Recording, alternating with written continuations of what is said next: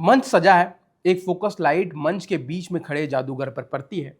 वो चमकती हरी चादर लहराता है और कहता है कि देखिए, आज मैं आपको 3 करिश्मे दिखाऊंगा। पहला, विदेशी मुद्रा गायब कर दूंगा और आपकी जेब में लौटा दूंगा। दूसरा, इस साधारण किसान को अन्नदाता से ऊर्जादाता बना दूंगा। और तीसरा, जो काले धुएं हैं उसको हरा कर दूंगा। खूब तालियां बजती है। पर हर एक अच्छे जादू का एक राज होता है। आप जिस हाथ को देख रहे होते हैं, खेल दूसरे हाथ से चल रहा होता है। चलिए इसको और आसानी से समझाता हूं। देखिए, आप जब पेट्रोल पंप पर अपनी गाड़ी की टंकी में ईंधन भरवाते हैं तो वो सिर्फ ईंधन नहीं भर रहा होता है, तो भारत की ऊर्जा नीति का भविष्य होता है। और एक बात समझ लीजिएगा कि दुनिया में 3 तरह के आंकड़े होते हैं। सीधे आंकड़े जो आसानी से समझ में आते हैं, उसके बाद तिरछे आंकड़े जो सही से समझ में नहीं आते हैं, और लास्ट में आता है इथेनॉल का आंकड़ा। पहले दो तो फिर भी सीधे खड़े रह लेते हैं, पर तीसरे को थोड़ा सा फैक्ट पिला दो तो वो लड़खड़ाने लगता है।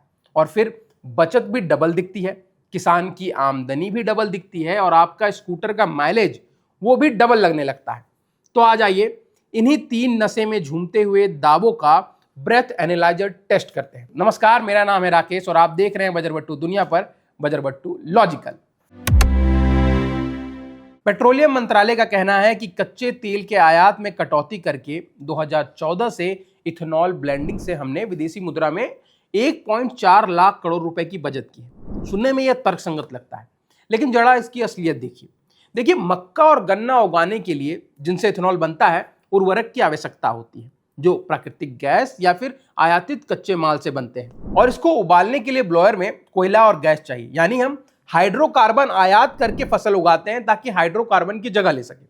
तो हम तेल बचाने के नाम पर तेल जला रहे हैं, बस बिल की जगह बदल गई है। और पता है, भारत ईंधन इथेनॉल का आयात बैन करता है, मतलब जो इथेनॉल गाड़ी में मिलाया जाता है वो इंडिया में ही बनेगा, बिल्कुल स्वदेशी।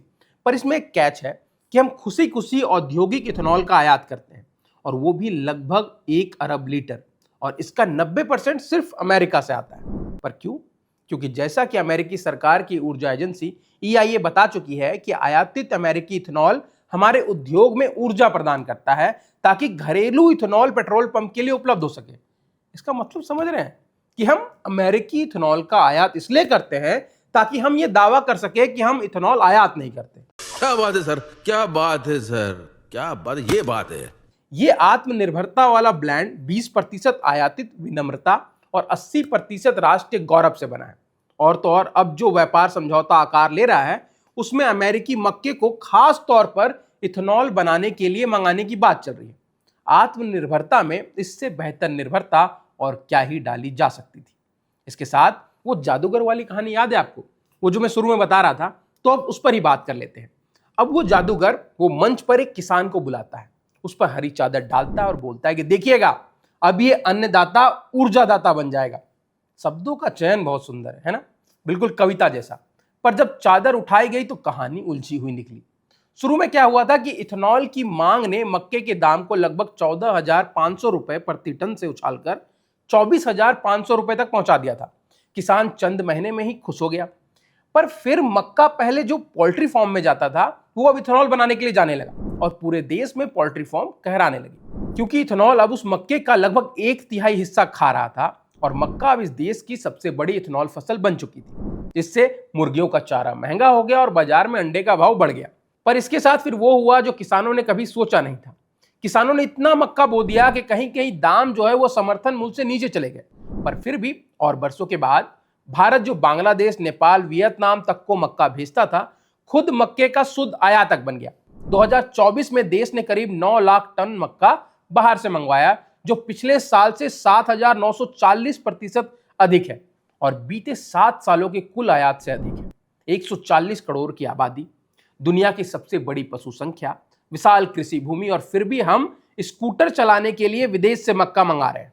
इस बीच कृषि मंत्रालय, जिसका इकलौता नारा है कि किसान की आमदनी दोगुनी करना, इस पूरे मामले पर एक आसुत मतलब चुप्पी साधे बैठा है।